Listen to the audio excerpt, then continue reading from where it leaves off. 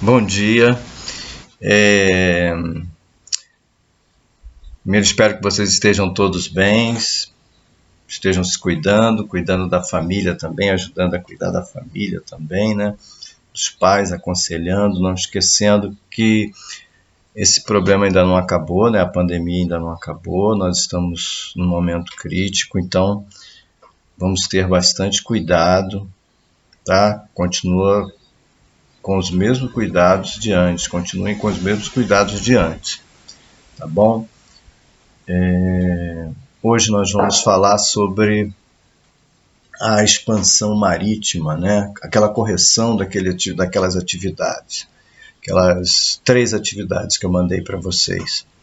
Então, para começar a falar de expansão marítima, nós percebemos que foi justamente nesse processo de fim do feudalismo, né? Quando o feudalismo começou a ficar decadente, né? E esse processo de expansão marítima começa lá na Europa. Ele, é claro, vai colaborar com a decadência do feudalismo, apesar dos senhores feudais também terem se beneficiado com esse processo de expansão marítima, principalmente lá em Portugal. A monarquia feudal, a nobreza feudal, ela vai se beneficiar desse processo também, tá? Inclusive ajudando, patrocinando e colocando seus fidalgos para terem vantagens nas terras recém-conquistadas. Mas o processo foi basicamente esse, né? Começa com a necessidade de conquista religiosa, né? Conquista política, conquista de território, conquistas econômicas, e começa justamente com Portugal, que foi o primeiro país a se unificar, né? Foi o primeiro estado a se formar, né?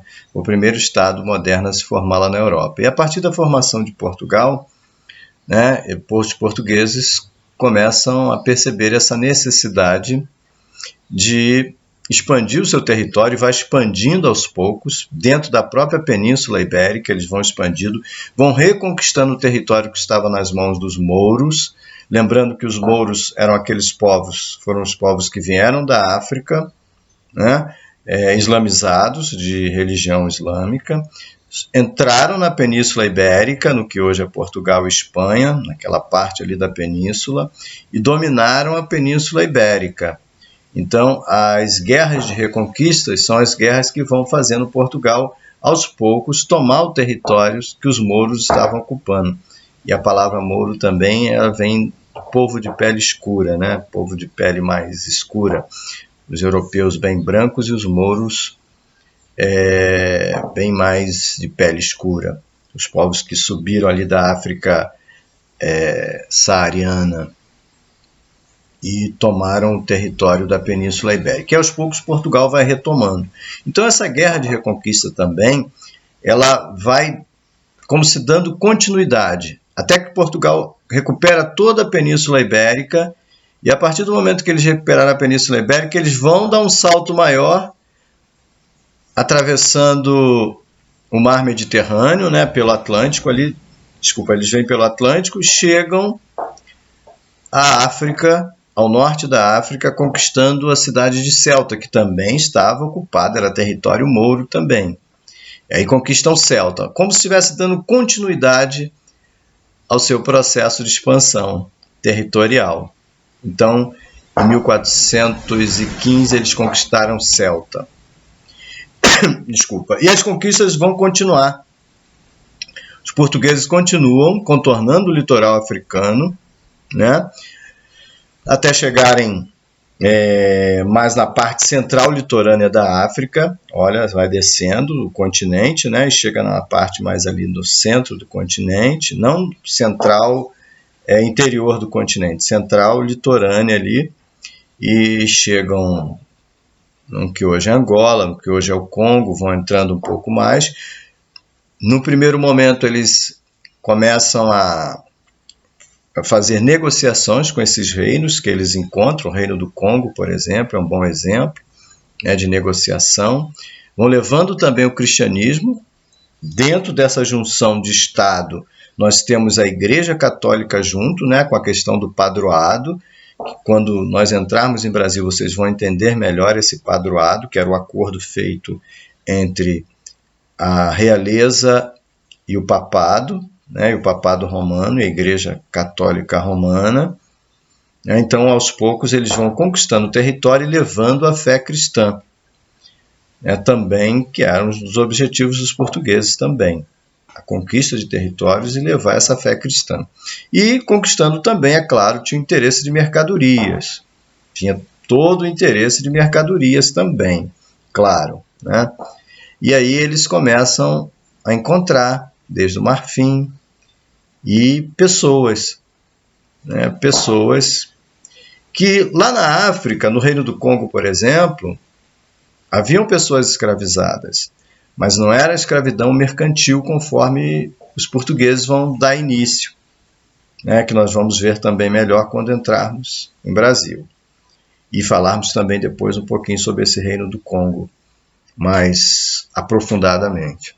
Então eles vão contornando o litoral africano até chegarem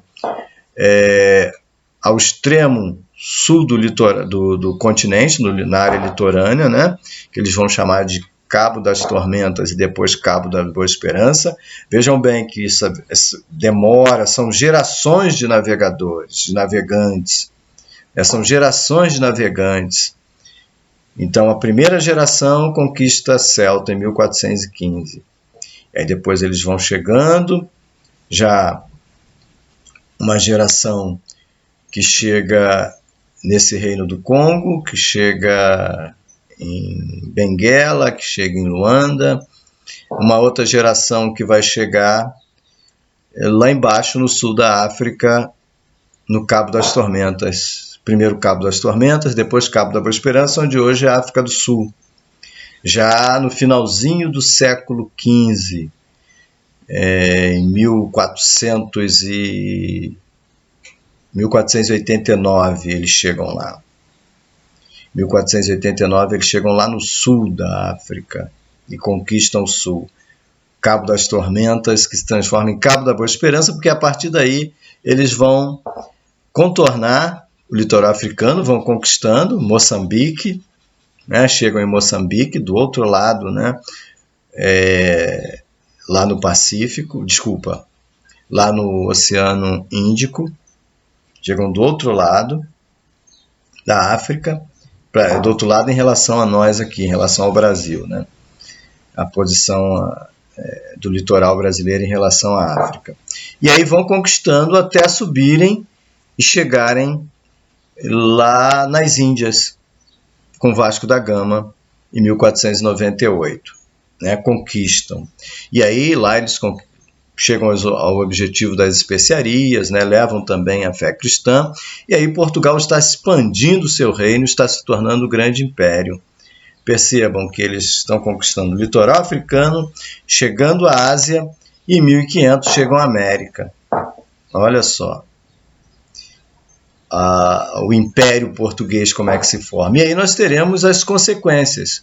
Consequências boas para Portugal, né? Do comércio, de enriquecimento da nobreza e do reino português, da burguesia também, né? Um fortalecimento dessa burguesia comercial, mas com muito incentivo da nobreza ainda, aquela nobreza feudal portuguesa, até porque os seus fidalgos terão prioridades nas terras, quando as terras forem divididas aqui, por exemplo, nas capitanias hereditárias, os fidalgos vão receber terras, né? Os filhos de alguém, fidalgo é filho de alguém, né? Então esses filhos da nobreza que não tinham terras lá em Portugal vão receber terras na América, ou tinham pequenas terras em Portugal, na Europa vão receber terras na América.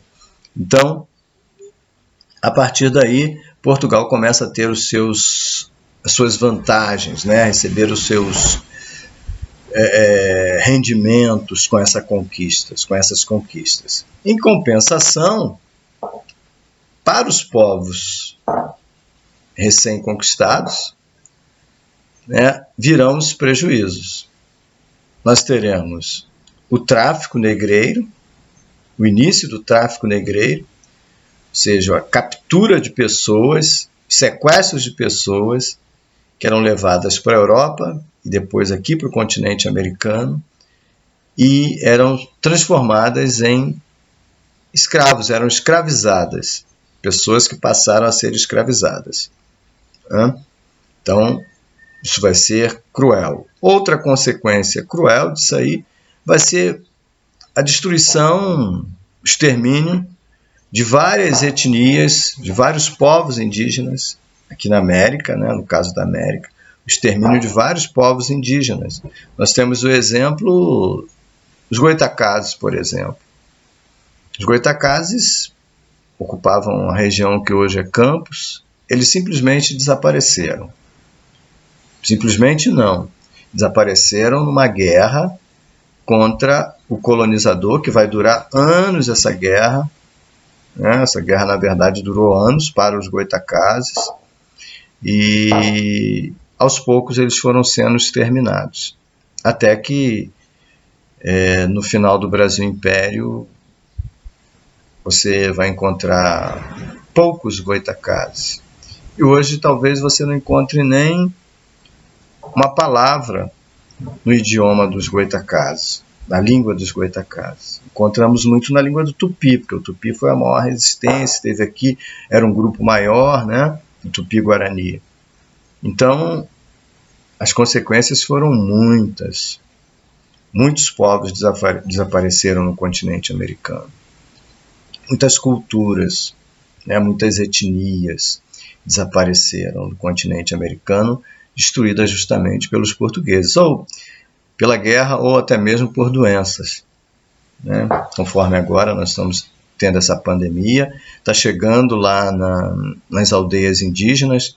Nós temos 2 aldeias aqui no Rio de Janeiro, né? 2 aldeias são as mais famosas, a aldeia de Paraty e a aldeia de Angra.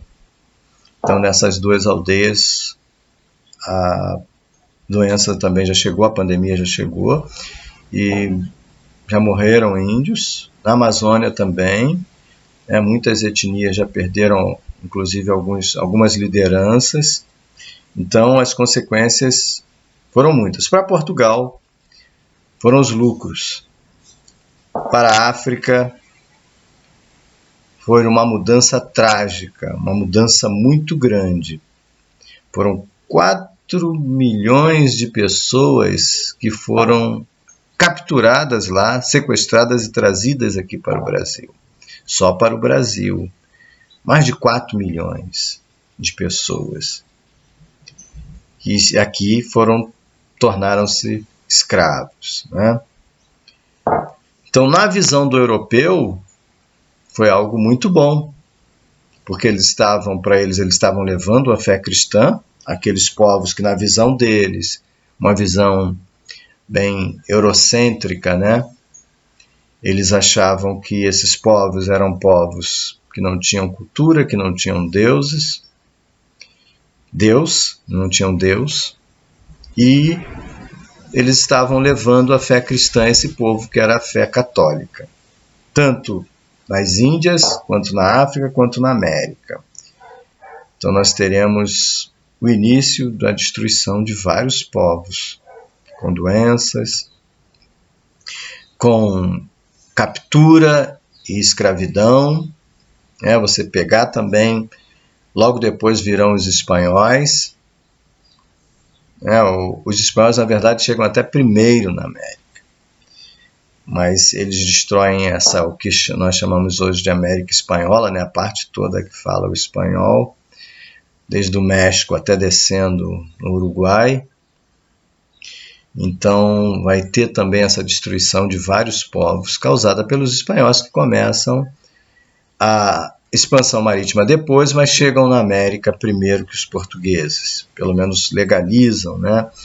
Em 1492, com a chegada do Colombo ao continente americano.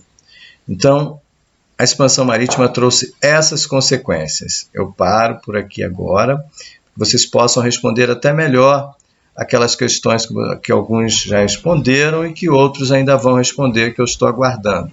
Um abraço.